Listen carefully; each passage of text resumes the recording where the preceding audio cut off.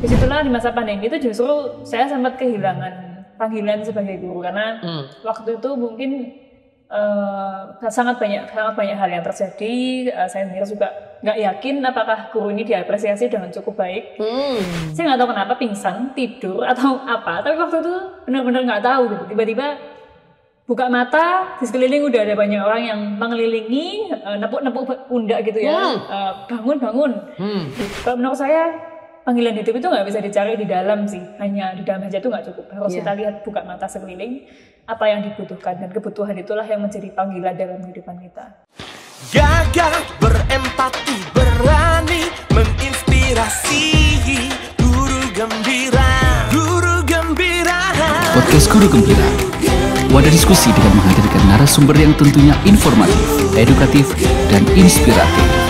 Guru Gembira. Hai Guru Gembira, guru yang gagah, berempati, dan berani menginspirasi. Bersama dengan saya kembali, Sinto. Inilah podcast untuk guru, oleh dan buat guru. Nah, melalui podcast ini, kita ingin sekali agar guru-guru ini kembali merayakan kegembiraannya setelah melewati masa pandemi. Lalu menumbuhkan kembali, mengembangkan kembali kebanggaan berprofesi sebagai guru yang bisa menjadi teladan di dalam perilaku dan tutur katanya. Dan tidak lupa, pasti kita ingin melalui podcast ini ada komunitas guru yang berdampak untuk masyarakat. Nah, topik yang ketiga ini menarik sekali, pemirsa, ya. Judulnya adalah guru dan jejaknya yang sering terlewatkan.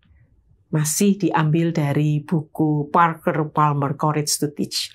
Beliau mengatakan bahwa guru itu memiliki satu power, satu kuasa untuk membuat muridnya bisa belajar. Nah, mengajar adalah sebuah tindakan yang disengaja untuk menciptakan kondisi tersebut. Namun, sebelum menciptakan kondisi itu, guru perlu untuk mengolah batinnya, supaya bisa mewujud nyatakan menjadi sebuah tindakan nyata yang berdampak buat siswanya. Nah, Parker Palmer mengatakan bahwa ada pertanyaan yang perlu dijawab oleh seorang guru yang berproses seperti ini. Bagaimana, mengapa, dan siapa jati diri guru ini? Nah, apabila guru ini bisa menjawab pertanyaan itu, pergumulan batin itu, maka dia akan memiliki satu relasi yang baik, lebih baik dengan muridnya, bisa mengembangkan jati dirinya, bisa memiliki kesepakatan dengan koleganya, dan yang pasti bisa membuat sebuah pertumbuhan bagi dunia pendidikan. Nah, kita akan kedatangan tamu yang asik nih ya. Nah, sebelum kita tahu siapa nih orangnya, mari kita lihat ke layar dulu.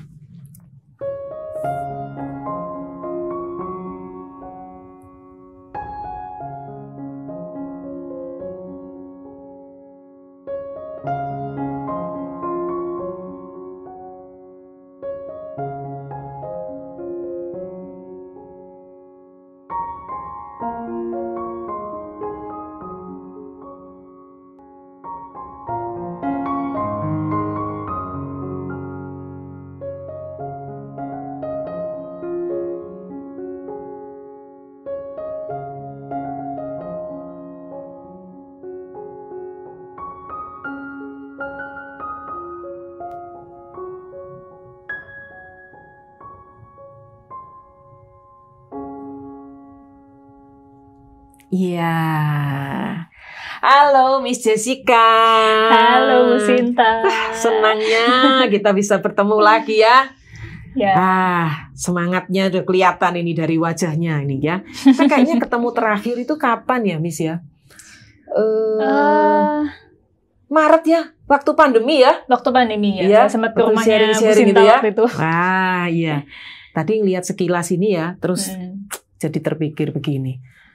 Lulusan psikologi nih, dengan indeks prestasi yang cemerlang ya. Lalu skillnya saya tahu persis nih, kita pernah satu tim ya. Wah, skillnya keren nih di bahasa, di IT dan sebagainya lah. Background pendidikan keluarga juga nggak ada yang jadi guru, bener ya? Betul, nggak ada. Iya. Terus gimana nih ceritanya? Kok tahu-tahu berproses jadi guru ini gimana nih prosesnya? Jadi dulu tuh saya tuh nggak pernah kepikir untuk menjadi guru sih Bu Sinta. Dulu bahkan saya tuh pernah muncul tercetus sebuah statement, saya tuh bilang, pokoknya aku nggak mau jadi guru. Waktu itu SMA, karena saya tuh selalu ngelihat guru-guru saya tuh di SMA, SMP tuh kayaknya kok gitu-gitu aja, dan saya tuh merasa kayak nggak ada yang menarik dari itu. Kemudian seiring berjalannya waktu, saya tuh juga saya tuh dulu orangnya sama sekali nggak punya cita-cita sih, kalau boleh jujur. Saya dari dulu ditanyain, semua teman-teman saya selalu ditanyain, Jessica mau jadi apa? Saya selalu jawabnya nggak punya cita-cita. Terus ya sudah, saya akhirnya menjalani pendidikan, hanya ya sudah jalan aja, ikutin alurnya, penjurusan, kemudian sampai ketika kuliah pun saya tuh juga masih belum tahu apakah saya tuh mau menjadi apa. Ketika saya masuk psikologi pun saya nggak yakin waktu itu mau mengambil profesi apa. Tapi ketika saya tuh melihat kebutuhan ya Bu ya, saya tuh melihat kebutuhan, saya merasa anak-anak ini mungkin bukan anak-anak ya, lebih ke remaja ya, karena saya dulu di sekitar tahun 2009 itu saya sudah mulai masuk ke komunitas rohani. Terus sepertinya tahun 2010 itu saya menjadi pemimpin rohani. Saya tuh melihat banyak masalah di dalam kelompok itu yang dasarnya itu memang banyak faktor. Tapi saya tuh melihat kebutuhan seorang mentor di dalam kelompok itu. Jadi waktu saya melihat betapa hebatnya seorang yang mengarahkan anak-anak ini untuk memilih jalan yang benar, saya tuh tergerak untuk, saya mau menjadi waktu itu saya pikirnya jadi seorang konselor. Terus ternyata saya dibawa ke tempatnya waktu itu bersama dengan Bu Sinta ya, di sekolah yang yang lama ya. Dan di situ saya baru pertama kali mengenal dunia pendidikan, dan ketika saya benar-benar masuk di Mars Sharon Christian School sekarang, saya benar-benar sadar bahwa menjadi seorang guru itu ternyata menyenangkan. Itu sih yang membuat saya masih tetap bertahan sampai sekarang dan memilih profesi guru, karena melihat kebutuhannya anak-anak remaja waktu itu. Menyenangkan ya. Jadi sekarang baru bisa lihat menyenangkannya ya. Setelah berapa tahun tuh prosesnya mencari-cari itu? Mencari-cari apanya Bu? Profesinya? Iya. Sampai sekarang bisa menyenangkan itu berapa lama tuh? Dulu waktu masuk pendidikan kan saya di belakang meja ya. Jadi nggak terlalu banyak berurusan dengan anak-anak. Saya tuh banyak belajar jujur waktu di tahun pertama fresh graduate, nggak tahu apa-apa. Bahkan waktu itu saya masih ingat bilang sama ibu waktu itu ya, kamu tahu nggak kurikulum itu apa gitu ya? Saya tuh waktu itu sama sekali nggak tahu tentang kurikulum. Tapi setelah belajar tentang pendidikan, ternyata saya tuh tidak suka hanya di belakang meja. Karena berurusan hanya dengan sesama guru, ternyata saya tuh lebih menyukai ketemu sama anak-anaknya. Ketemu dengan waktu anak-anak. Masuk di Mars Sharon ini, ketemu anak-anak, ternyata itu seperti bensin ya Bu ya. Yang setiap kali saya mengajar tuh entah kenapa kekuatan saya tuh bertambah gitu. Ya itu sih yang saya rasakan berbeda dibandingkan sama pekerjaan yang pertama. Nah, padahal saya ingat Miss Jessica ini kan pernah curhat waktu itu ya ke saya. Saya nih loh nggak ngerti sains, tahu-tahu ngajar guru sains, bener ya? Ya itu unik banget sih emang Bu ceritanya. Terus gimana ini ya, gitu ya? Gimana itu waktu awal-awal itu? Waktu awal-awal itu saya tuh bener-bener kayak anak SMA lagi Bu. Karena saya tuh sudah sangat lama tidak memegang pelajaran IPA sejak SMA kelas 1 ya. SMA kelas 1 itu terakhir belajar kimia, biologi dan lain-lain itu. Terus penjurusan IPS ya? IPS. Ya itu membuat saya nggak tidur berhari-hari sih Bu. Kan ya sama kayak kerjain skripsi mungkin ya. Jadi kan memang kan saya kan masuk dari baru bulan Juli di Mars Sharon, terus kemudian sudah langsung masuk ke pengajarannya. Jadi nggak ada yang, maksudnya persiapan yang cukup lama tuh nggak terlalu. Jadi sekitar 2 minggu. Untungnya saya dibantu sama mentor saya di Mars Sharon. Tapi setelah itu kan saya tetap harus belajar, kayak misalnya mengerti tentang germination gitu. Itu aja saya nggak paham gitu, tahap-tahapnya pertumbuhannya. Tunas tuh gimana tuh, saya tuh benar-benar harus buka YouTube lagi, cari-cari penelitian lagi, saya cari buku-buku semua di perpus tuh saya baca semua kayak. Saya bacain semua karena saya merasa nggak ngerti apa-apa gitu, dan malu juga sih kalau anak-anak tuh lebih pandai gitu kan. Ketika saya ngajar mereka jauh lebih ngerti dari saya. Ngalamin itu ya, mereka lebih tahu dari dirimu ya. Oh iya, saya pernah bahkan waktu itu kan masih belum terlalu fasih berbahasa Inggris. Jadi ketika saya ngomong kata-kata sesuatu sesuatu tertentu yang salah gitu dan mereka tuh mengoreksi, Miss itu ngomongnya bukan bicep, itu biceps gitu. Itu bukan tricep Miss Jessica, itu tricep. Itu saya belajar dari anak-anak juga sih. Wah, ini luar biasa nih ya. Maka saya nggak salah kasih tadi di slide itu saya tulis itu judul dari saya sendiri. Guru sebagai pembelajar mandiri. Ya, itu cocok nih Miss Jessica. Benar-benar tuh ya. Iya, saya suka belajar memang, Bu. Suka banget belajar. Sampai kayak begitu tuh, sampai dilahap semua tuh buku-buku. Dilahap semua. Sampai nggak tidur tuh, supaya benar-benar siap gitu ya. Karena memang nyiapin lesson plan itu kan agak susah ya, Bu, ya. Untuk orang baru yang nggak mengerti sama sekali tentang dunianya, sainsnya, ya saya harus benar-benar cari itu satu unit plan yang cuma 1 hari itu mungkin saya bisa cari itu sekitar 6 jam lebih. Nah, cari ide apa ya yang menarik, ide apa yang cocok ya dan sesuai dengan kompetensi itu butuh waktu sangat lama. Iya. Kalau gitu selama awal-awal itu pasti ada orang yang berpengaruh ya, yang mendampingi ya di awal-awal. Yang mendampingi, oh betul. Iya. Karena meskipun belajar sendiri, tapi ketika mau terjun ke lapangan itu kan nervousnya gimana gitu ya. Pasti ada mentor ada. Waktu di Marsharon itu, saya tuh kebetulan bertemu dengan Miss Palupi. Yang menjadi, kalau di sana itu namanya subject coordinator. Subject coordinator. Ya, khusus untuk sains. Khusus untuk sains ya. Di elementary. Saya bertemu dengan beliau itu awalnya memang terasa sih penyambutannya ya dari Miss Palupi itu pertama kali udah kerasa wah ini aku beruntung nih di satu tim yang suportif dan Miss Palupi itu orangnya selalu encouraging. Jadi misalnya saya nggak bisa tuh Miss Palupi tuh bisa nggak apa-apa Miss masih guru baru coba aja lagi terus itu akan saya tuh saya jadi nggak merasa gagal sebagai guru gitu karena menurut saya tantangan terbesar menjadi seorang guru yang baru adalah ketika sesuatu yang kita rencanakan nggak berhasil terus akan ada muncul perasaan yang wah aku nih gagal jadi guru. Nah Miss Palupi itulah yang memberikan sebuah encouragement bahwa nggak apa-apa yang namanya guru baru itu masih belajar itu ya bisa diperbaiki lagi dan kesalahan saya nggak dibesar-besarin sih. Saya bersyukurnya itu. Wah luar biasa nih peran mentor tuh begitunya. Betul. Ya coba kita lihat ya ke layar nih ada yang mau ngomong nih. Halo, perkenalkan nama saya Miss Palupi dari sekolah Mawar Sharon Christian School. Saya akan bercerita sedikit tentang Miss Jessica. Beberapa tahun yang lalu, Miss Jessica bergabung dengan tim sains. Saya sangat bersyukur menjadi mentor Miss Jessica pada waktu Miss Jessica menjadi science teacher di elementary. Awal kali saya melihat Miss Jessica, saya melihat banyak potensi dalam diri Miss Jessica.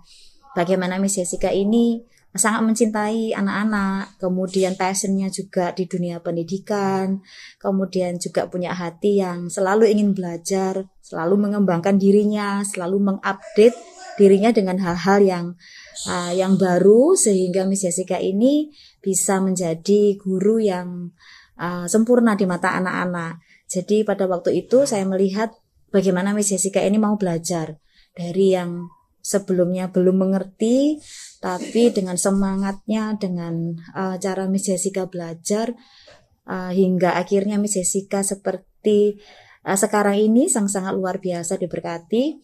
Itu semua karena Miss Jessica mempunyai semangat belajar yang sangat tinggi. Kemudian juga saya melihat pantang menyerah. Miss Jessica juga banyak sekali memberkati saya. Terima kasih sudah diberikan kepercayaan menjadi mentor Miss Jessica pada waktu Miss Jessica pertama kali masuk di sekolah Mawar Sharon Christian School. Saya berdoa supaya Miss Jessica dimanapun Miss Jessica ditempatkan, Miss Jessica bisa menjadi contoh yang baik, menjadi teladan yang baik, menjadi role model bagi murid, juga role model bagi kami semua guru untuk selalu memberikan inspirasi buat kami semua. Terima kasih Miss Jessica sudah mempercayakan saya sebagai mentor Miss Jessica di waktu itu. Tuhan Yesus memberkati. Wah, seneng ya? Saya tuh jadi ingat dulu waktu pertama kali itu kan di tahun ketiga saya ngajar di guru sains itu saya ditelepon sama kepala sekolah saya. Miss Jessica mulai tahun depan itu 2 minggu menjelang tahun ajaran baru. Ya misalnya itu telepon saya bilang saya akan dipindahkan ke tim yang lain. Itu jujur saya tuh ketika dipindah menjadi seorang wali kelas 6, ada satu perasaan yang saya tuh wah akhirnya nih tempat pertama kali saya ingin apply di MSCS kan memang karena ingin jadi homeroom. Iya. Tapi satu sisi tuh ada saya tuh sedih gitu. Karena meninggalkan tim ini, meninggalkan Miss Palupi, dan saya tuh merasa kayak wah kok saya harus leave gitu. Saya kan kehilangan seorang pemimpin, kehilangan teman-teman. Itu waktu itu dilema sih, tapi Miss Palupi bilang nggak apa-apa Miss Jessica, itu promosi gitu. Didukung, dan waktu itu sempat dikasih farewell juga sama teman-teman. Satu timnya Sains luar biasa sekali sih. Jadi kelihatan sekolah ini ya Mawar Sharon ini memang punya sistem mentoring ya, dan itu berperan besar sekali ya terhadap guru-guru muda yang sedang mulai berenang ini ya di lapangan pendidikan. Iya betul. Baru mulai dan harus terjun tenggelam dan sebagainya, tapi itu pentingnya seorang mentor ya. Luar biasa. Ayo kita sambil terus ngobrol sambil ini coba nih. Wah. Minuman Guru Gembira nih. Harus coba ini, enak banget ya. Saya dengar namanya es gugem ya Bu ya? Es gugem, betul. Nah, ini Ibu Sinta sendiri yang buatnya Bu ya? Iya dong. Ini saya buat ini. Buatnya malam-malam lagi. Ini mencerminkan filosofi guru. Biarlah kehadiran guru itu dingin ya, menyejukkan. Di mana dia berada menyejukkan terhadap koleganya, terhadap siswanya seperti es. Lalu berperilaku, bertutur kata yang manis seperti sirup ya. Dan tapi punya bobot, punya konten seperti Miss Jessica ini. Terus belajar ya, punya konten seperti santan ini. Dan punya dampak yang luas seperti selasih ini yang batang, daun, biji itu ya, semuanya dimakan dan bermanfaat. Nah, ini filosofi sekali es gugem ini. Luar biasa. Enak ya, Miss Jess ya? Saya coba lagi ya, Bu ya? Iya dong. Oke, nah kita ngobrol nih masuk di masa pandemi ya, karena memang kan itu masa yang membuat ya guru terloncat-loncat gitu ya dengan profesinya. Pada masa pandemi itu guru primary, guru SD itu juga selain yang TK ya, bulan yang lalu kita dengan guru TK yang ini itu jenjang yang paling berat menurut saya. Ya, struggle ya, apalagi yang young learners pada saat itu kan masih di yang level ini ya, lower level betul ya. Nah, dan masih pada belajar semua tentang teknologi. Betul, belum siap ya. Belum siap, betul. Iya. Gimana pada saat itu Miss Jessica sendiri, lalu sekolah sendiri ketika menghadapi situasi? Ketika menghadapi situasi itu yang saya ingat waktu Maret 2020, Februari ya, salah Februari itu saya dipulang. Tiba-tiba kita semua dipulangkan. Dengan waktu itu saya tuh sempat meremehkan karena wah pandemi, nggak mungkin lah ada COVID tuh masuk sampai Surabaya waktu saya pikir gitu. Itu paling cuma ya udah kan waktu kabarnya 3 orang yang di Surabaya terkena COVID karena pertemuan di Jepang atau gimana. Waktu itu saya pikir nggak mungkin lama lah, paling selama-lamanya mungkin 1 minggu 2 minggu. Tapi saya tuh ternyata pemikiran saya itu dipatahkan dengan sebuah kenyataan bahwa ternyata memang pandemi itu berlarut-larut sampai saya tuh bingung harus berbuat apa. Jadi waktu itu posisinya saya masih ngajar sains 2 level 200 anak. Dan sekolah kami waktu itu sempat hanya memberikan Google Classroom. Jadi tugas-tugas yang mereka selesaikan sampai di satu titik kami semua tuh harus beralih ke pertemuan tatap muka yang ada di online. Dan waktu itu saya mengajukan diri sebagai orang yang pertama-tama mencoba. Jadi kan memang ada banyak mencoba dulu Zoom-nya seperti apa. Jadi hanya subjek tertentu yang memang diadakan pertemuan online. Dan di grade tertentu yang memang gurunya mau mencoba belajar, saya jadi pionir waktu itu. Jadi karena saya merasa, oke lah, ini sesuatu yang baru, saya takut, nervous memang karena di depan kamera itu beda gitu sama anak-anak gitu ya. Tapi pengalaman waktu itu senang banget sih ketika akhirnya ketemu sama mereka setelah 3 minggu kalau nggak salah. 3 minggu sampai hampir sebulan terus ketemu sama mereka bisa senang banget gitu bisa ketemu sama gurunya dan teman-temannya. Saya rasa itu berjalan dengan baik sih untuk di sekolah kami. Jadi setelah yang sudah mencoba, karena dengan mencoba ini kita sharing dengan guru-guru yang lain. Setelah waktu itu kita Zoom meeting kesusahannya apa, dan saya waktu itu membantu beberapa guru juga untuk operasional Zoom. Kayak misalnya share screen, terus admit, kalau ada guru-guru juga baru, nih ya. Nggak sampai bisa dibilang training sih Bu, itu hanya 1 kali 2 kali lah. Yang di akhir sebelumnya closing prayer kita kan selalu ada tutup doa setiap pulang. Misalnya kita akan ada sedikit lah 15 menit sharingnya gimana kemarin Zoom-nya, terus akhirnya dari situ diambil keputusan bahwa mulai dari hari itu Zoom-nya pelajarannya akan dilakukan secara online lewat Zoom itu. Sampai akhirnya sekolah kami punya beberapa akun yang premium yang digunakan agak lama. Iya. Jadi sekolah juga memfasilitasi ya dengan fasilitas-fasilitas itu dan itu pasti buat kepala sekolah tidak mudah ya menghadapi situasi seperti itu ya. Nah, ya ini juga ada yang mau ngobrol ini, mau ikut memberikan menyapa. Saya kok dirimu nih. Berkejutan gini terus Bu. Halo, perkenalkan nama saya Liliana. Saya adalah kepala sekolah dari Miss Jessica. Saya telah bekerja bersama dengan Miss Jessica selama lebih dari 5 tahun.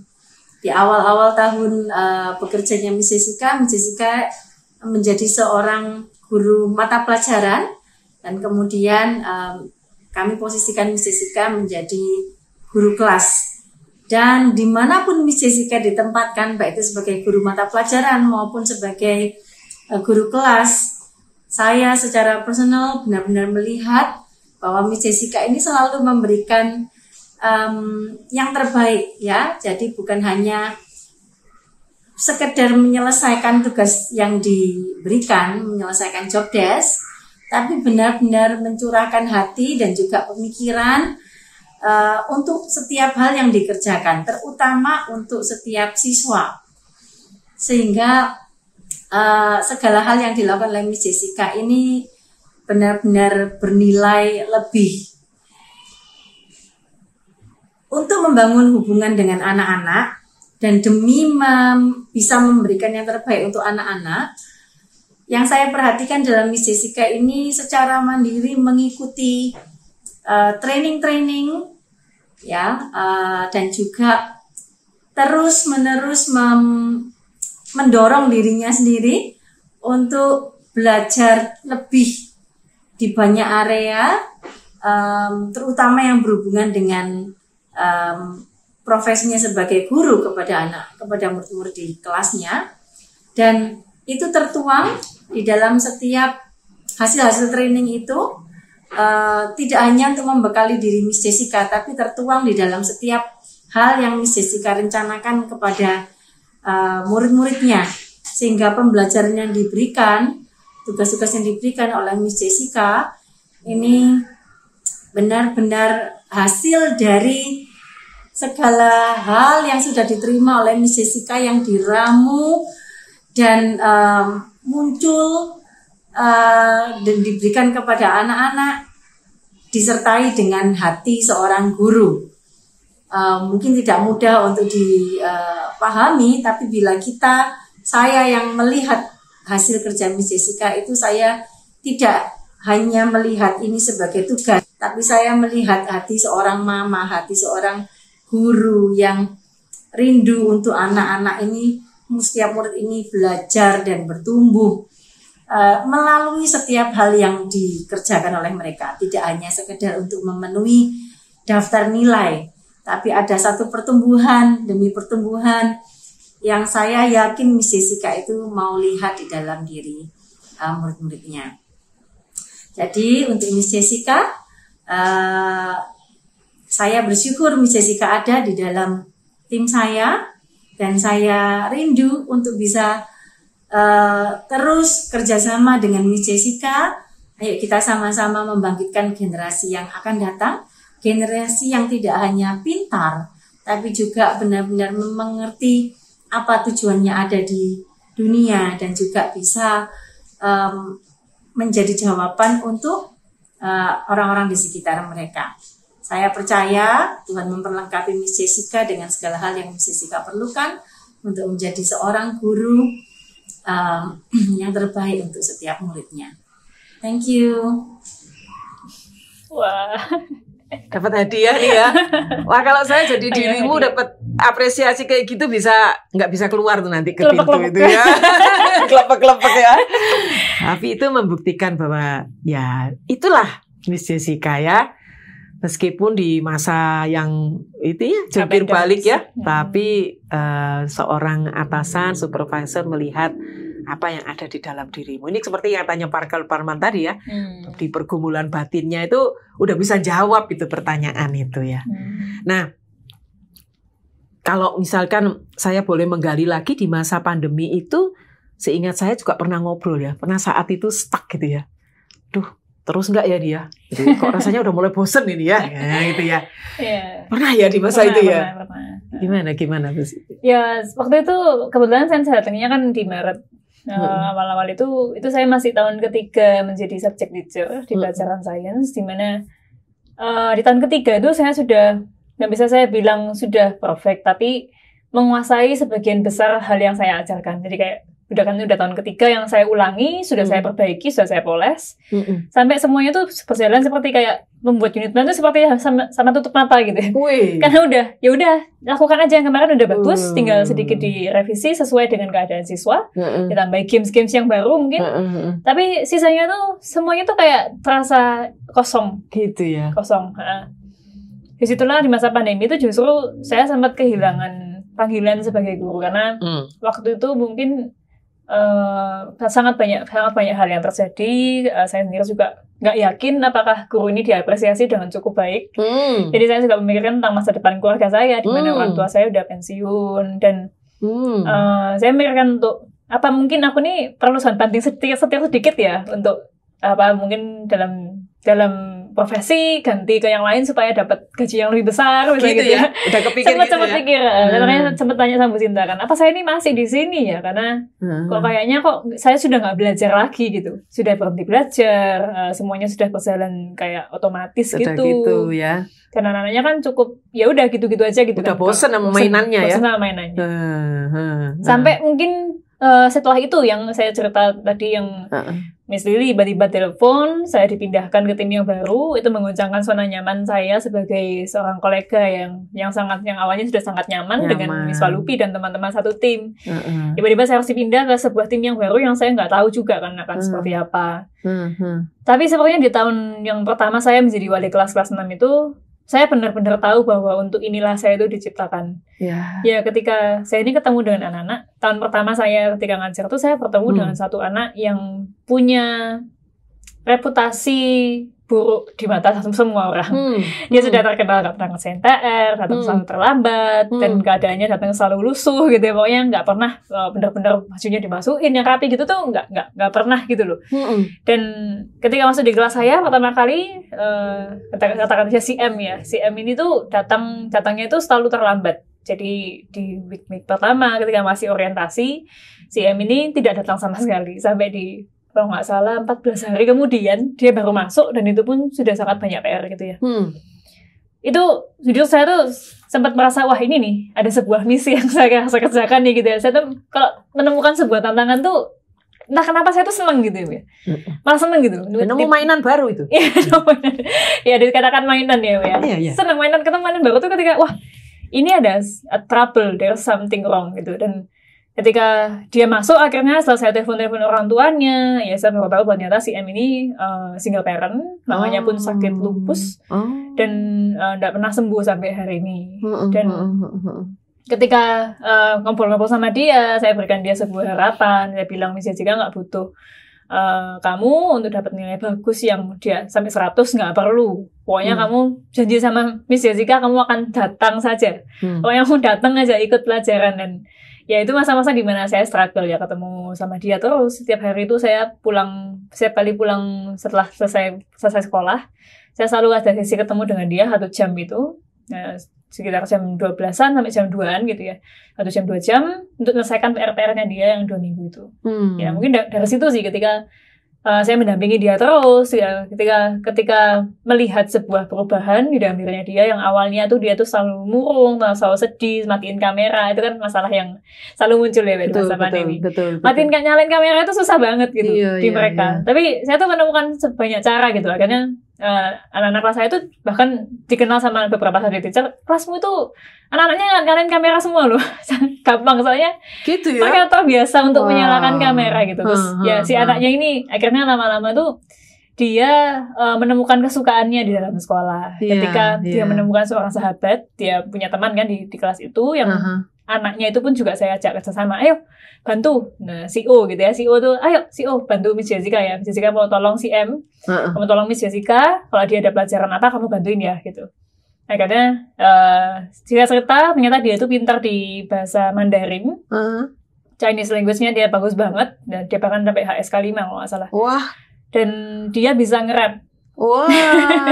Jadi dia tuh, saya baru tahu tuh ya waktu masih itu. SD tuh dia ya. bisa nge-rap. Jadi saya tuh pernah ngasih hukuman, ya konsekuensinya karena saya lupa kalau matiin kamera atau apa gitu loh. Matiin kamera, kamu harus nge-rap ya. Kata-katanya harus tentang Hadasa Class ya. Kelas saya itu waktu itu namanya Hadasa Class. Oh iya, jadi akhirnya bisa membuat lagu yang baru dalam hitungan sepersekian detik menjadi lagu nge-rap tentang kelas Hadasa. Kelasnya. Gurunya gimana, anaknya gimana, dia bisa bikin kayak gitu. Itu sih, dari situ saya menemukan bahwa ternyata justru malah masa pandemi itu, di masa online itu saya menemukan bahwa keberadaan saya dibutuhkan. Dan kalau banyak orang tuh bilang, gimana ya caranya menemukan tujuan hidup? Kalau menurut saya panggilan hidup itu nggak bisa dicari di dalam sih, hanya di dalam aja itu nggak cukup. Harus kita lihat, buka mata sekeliling, apa yang dibutuhkan, dan kebutuhan itulah yang menjadi panggilan dalam kehidupan kita. Itu sih yang saya temukan di masa pandemi. Kebutuhan itu yang jadi panggilan kebutuhan hidup menjadi ya. Panggilan ini kata-kata yang perlu diingat-ingat ini ya oleh para guru muda.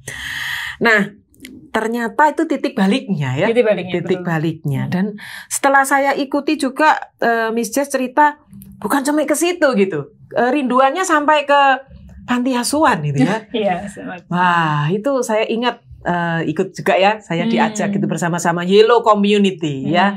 Luar biasa sampai punya kepekaan sampai seperti itu ya. Ya, tapi kita dengar dulu nih. Ada teman yang akan menyapa nih. Coba siapa tebak nih? Nama saya Niki Yolanda. Hari ini saya mau cerita tentang teman saya, namanya Jessica. Dia ini saya mengenal dia di sekolah tempat saya mengajar, yaitu di Mawar Sharon Christian School. Kami jadi teman dekat sejak dia mengajak saya melayani di panti asuhan.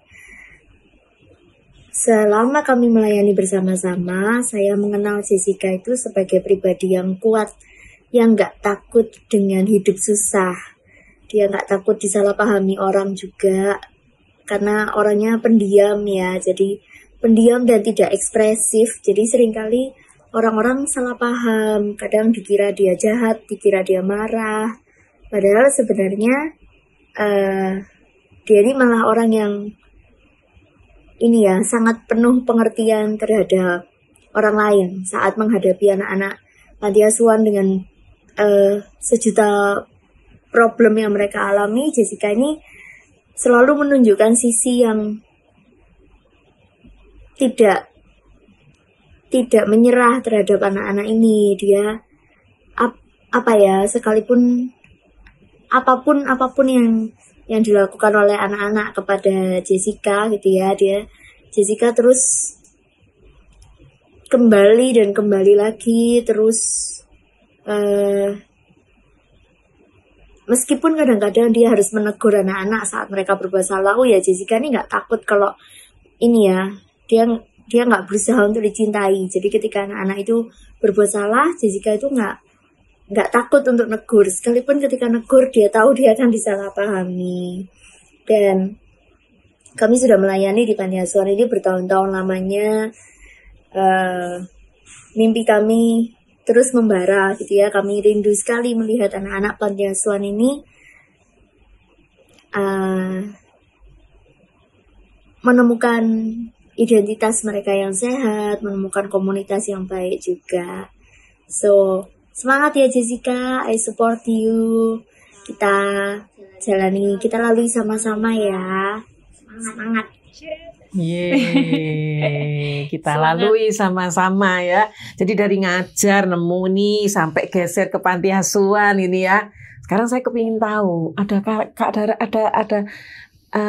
kaitannya enggak dengan peran Miss Jessica ketika di rumah? Antara di rumah, keberadaanmu sebagai anak, sebagai saudara, dan dengan sebagai guru ketika mengajar. Ada satu hal yang saya tuh masih teringat ya, karena pertama kali menjadi seorang guru itu penuh dengan tuntutan. Dengan kompetensi, administrasi, operasional, nggak habis-habis itu ya. Profesionalisme itu kayak selalu dikejar gitu kan. Sampai saya tuh selalu kadang-kadang memberikan ekspektasi yang kurang lebih sama ke anak-anak. Jadi kayak karena dituntut aku dituntut, aku juga menuntut kamu. Gitu. Kamu juga harus sesuai dengan standar gitu. Terus sampai ada satu kejadian waktu di tahun 2018 tuh saya tuh tertimpa kecelakaan. Jadi kecelakaan saya tuh di pagi hari ketika menjelang ke sekolah. Waktu itu saya tabrakan. Tapi puji Tuhannya waktu itu saya nggak sampai yang maksudnya nggak sampai kerasa sakit sih, karena saya nggak tahu kenapa pingsan, tidur atau apa. Tapi waktu itu benar-benar nggak tahu gitu. Tiba-tiba buka mata, di sekeliling udah ada banyak orang yang mengelilingi, nepuk-nepuk pundak gitu ya. Bangun. Itu kejadiannya di dekat Hotel Bumi Surabaya. Udah banyak polisi, keliling ada ambulans bunyi ngiu-ngiu. Pertama kalinya saya masuk ambulans tuh ya, baru itu. Saya dibawa dan waktu itulah saya tuh diceritain gitu. Singkat cerita, saya pulang dari rumah sakit dapat jahitan. Waktu itu bocor kepalanya di sebelah kanan sini. Waduh. Sampai 7 cm bilangnya. Itu dan dijahit di tempat gitu ya. Saya masih kerasa gitu ya, dijahitnya waktu itu gimana. Iya. Terus ketika itu saya tuh kan orangnya gitu tadi yang tadi Niki bilang ya, si Niki bilang saya tuh nggak ekspresif. Jadi kalau ngalamin apa-apa tuh ya saya tenang aja gitu. Malah ketika teman-teman MSCS datang untuk ngeliat keadaan, saya ya ketawa-ketawa gitu. Tapi ketika sampai rumah tuh saya tuh diceritain sama mama saya kalau papa saya tuh panik. Jadi paniknya tuh sampai kayak orang linglung gitu. Jadi panik yang sampai bingung, dan sampai mama saya tuh harus menenangkan. Tenang dulu sebelum kamu berangkat, tenang dulu. Sempet takut juga keluarga, jangan-jangan ini tuh tipuan kan, banyak kan ibu ya, penipuan yang wah anaknya kecelakaan kirim apa kan. Mama saya bilang wes gak apa-apa, berangkat dulu aja sambil berdoa. Terus akhirnya ya dijemput lah istilahnya kayak gitu. Nah dari situ tuh saya tuh mulai melihat anak-anak itu dengan cara yang bukan seperti objek, karena sebelumnya saya tuh melihat mereka tuh hanyalah sebagai objek yang mereka tuh harus mencapai kompetensi.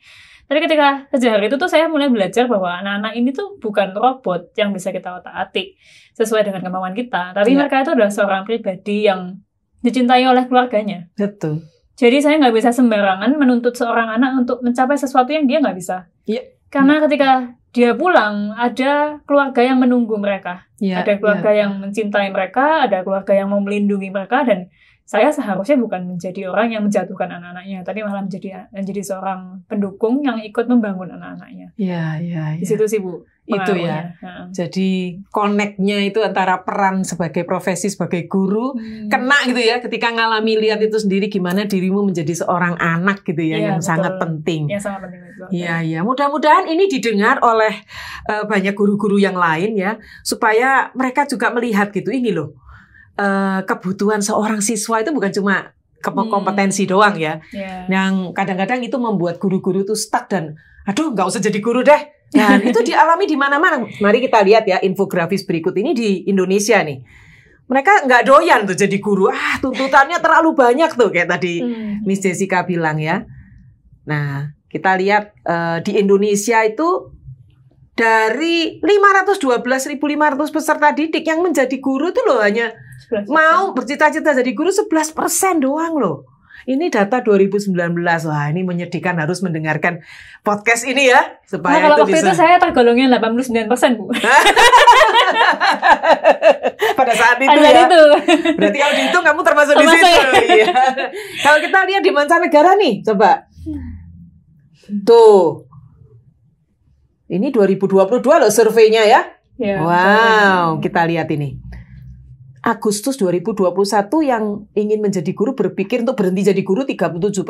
Ketika pandemi ini, udah hampir lewat pandemi ini ya, 55% ya. Wow, ini semoga mengetuk hati kita semua. Juga untuk Miss Jessica sebagai guru muda ya. Ketika dalam situasi seperti ini, sedangkan anak-anak itu punya kebutuhan. Dan kebutuhan itu tidak akan terakomodasi kalau tidak ada hadir sosok seorang guru ya. Betul. Dan itulah yang ini 600.000 dari 2020-2022 dalam 2 tahun 600.000 US ini kehilangan guru. Luar biasa. Ini kita nggak tahu di Indonesia, tapi bayangkan ya kurang lebih similar lah situasinya ya. Jadi dari sini kita bisa lihat ya, Miss Jessica ya. Mari para guru-guru muda ini ya, ayo kita mengembangkan semangat kita untuk terus menjadi seorang guru yang gembira ya. Nah tadi kaitannya dengan keluarga nih, peran keluarga. Dengan keberartian Miss Jessica sebagai seorang anak, itu membuat dirimu menjadi sangat berarti dan melihat arti seorang murid. Ada yang ingin menyapa di terakhir ini sebelum kita akhiri? Saya kira sudah selesai. Nah, ini yang paling penting ini. Saya papanya Jessica. Sebenarnya yang sangat berjasa buat Jessica itu adalah mamanya Jessica. Karena mamanya Jessica yang dengan gigih minta Jessica supaya berlanjut sampai dengan kuliah. Menurut saya Jessica ini seorang yang sangat gigih sejak masa kecil sekalipun sudah kelihatan. Jadi waktu TK karena dia menyadari tidak bisa mengeja kata dengan baik, dia sengaja minta untuk ikut les pada gurunya. Satu-satunya anak kami yang les di luar ya Jessica ini. Tapi lesnya enggak lama. Lesnya hanya sekitar 2-3 minggu ya setelah Jessica bisa mengeja kata dengan baik, dia langsung memutuskan untuk minta berhenti dari lesnya.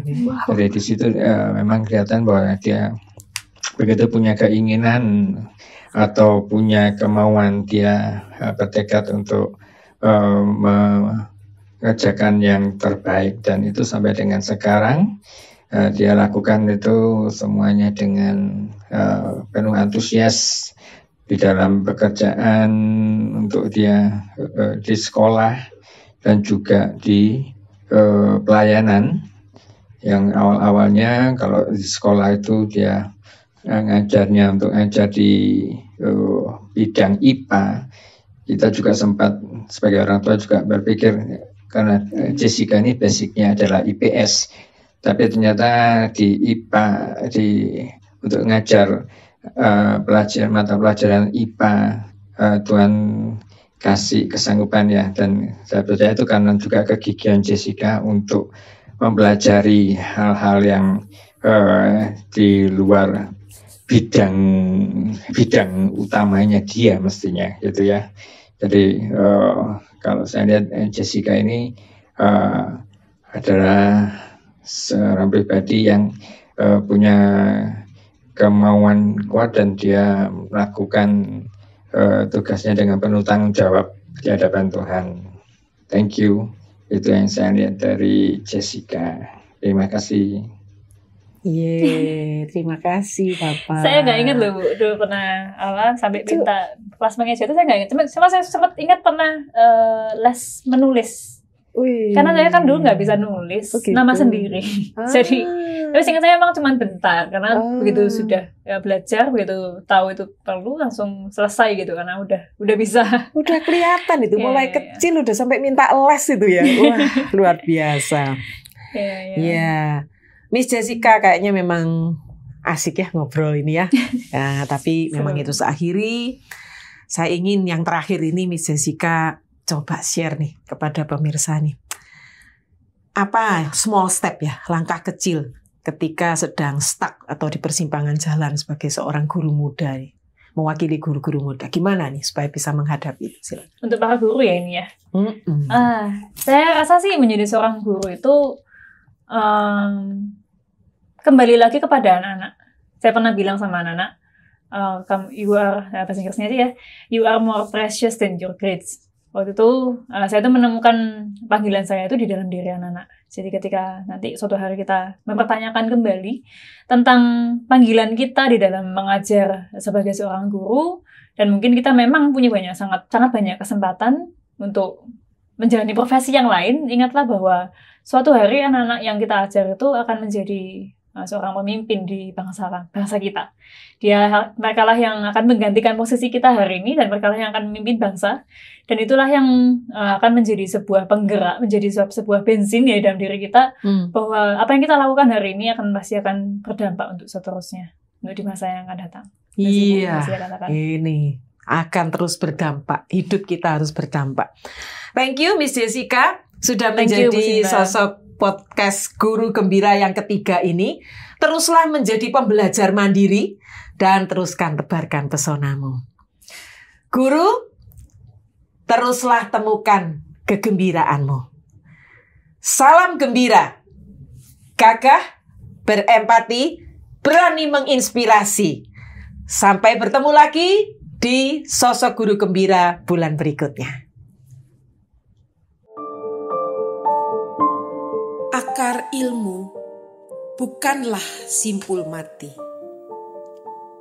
Menjalar akal budi, meramu bakti. Kewajiban guru tak hanya merapal mantra sakti. Mencintai panggilan adalah sosok guru sejati. Saat asa baru tak mampu hadirkan cipta, hati berkalung kabut, rindukan mahkota. Kesetiaan panggilan semakin teguhkan cita. Emban tugas, pancarkan jiwa mulia guru kepada semesta.